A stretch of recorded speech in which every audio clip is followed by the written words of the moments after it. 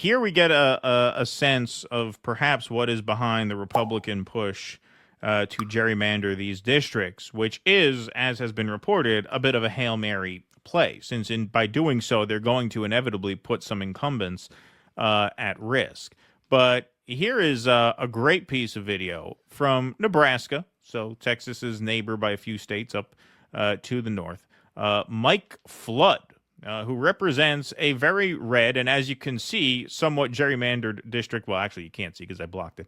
But Omaha is gerrymandered out of this district of his. It's sort of the suburbs sort of forming a half circle around Omaha. This is a guy who won his race by 20 points back in 2024. So this is a deep red district. And here he is being shouted down by the crowd while pathetically trying to justify the coming Medicaid cuts. Big changes to the Medicaid program. One of those changes is that if you are able to work and you are able-bodied, you have to work. If you choose not to work, you do not get free health care. You do not get free health care. That didn't go the way you thought it was gonna. No, don't forget, this is Nebraska. This is rural, deep red Nebraska. Okay. So here's a question. Do you think that people who are 28 years old that can work and refuse to work should get free health care? Yes. Yes. Obviously. I don't think that a majority of Nebraskans agree. He thought he had him there. He thought he had him there because, you know, they booed when he says, if you're 28 and able-bodied, you should have to work. Boo. All right, well, let me ask you this. If you're 28 and able-bodied, should you just get free health care even if you don't work? Yes. So here's a question. Do you think that people who are 28 years old that can work and refuse to work should get free health care? I don't think that a majority of Nebraskans agree with you. I don't know that a majority of Nebraskans disagree with that. When you look at the polling for programs like Medicare for All, it polls extraordinarily well. People get distracted by other issues, as we're going to get into a little bit in our next segment about the DSA and Mamdani's campaign here. But when you look at that response in that rural and red a district, you really get a sense of why they're desperate to gerrymander these districts. Because even if that does not constitute the majority opinion in Nebraska, or his district there, district number 1, you see that's a pretty big room. It's a pretty loud response, right? So there's a pretty populated space there. They were pretty loud. There were quite a few people there who were pretty angry. Now, are there enough people like that in this district to pick him off? The odds are probably against it because he's got a 20-point cushion to work with.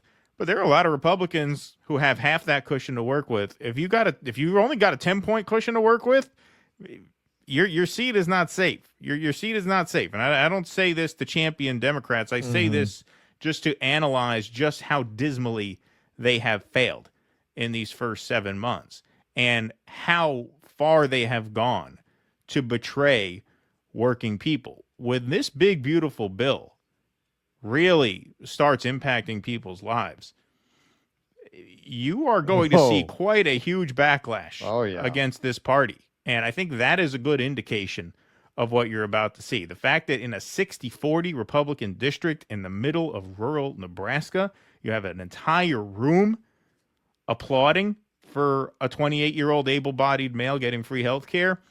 Yeah, they're dealing with quite a big backlash coming, and that I think explains the desperation to redraw the map, flip the board. Yeah, this is why you really cannot get any change at this point through the electoral system, because what makes political sense, like, hey, people want this, the money doesn't want it. Right. We do not have, in any sense, a democracy. Obviously, we're going through, the fact that gerrymandering even exists will tell you that. But we did a lot of segments talking about, hey, man, when you look at Bannon's vision of MAGA, that if they stuck with that, if they basically went ahead and adopted policies like universal health care, found ways to subsidize the working class and subsidize manufacturing, if they basically, from a Republican side, did a kind of New Deal on manufacturing and bridge building and infrastructure. And at one point, especially when he still had Bannon, Trump was kind of talking in that direction. Right. On culture, they always had the advantage because what they profess to believe is much closer to what most people believe. So if they had outflanked Democrats from the left on economics, they would have been unbeatable. Yep. Sidney Sweeney with Medicaid for all, man, you fucking, Yeah, right, exactly. Your Democrats wouldn't get back in office for a fucking generation. Right. At best. So why don't they do it? It's such an obvious political winner. What do you think? They're all too stupid to figure that out?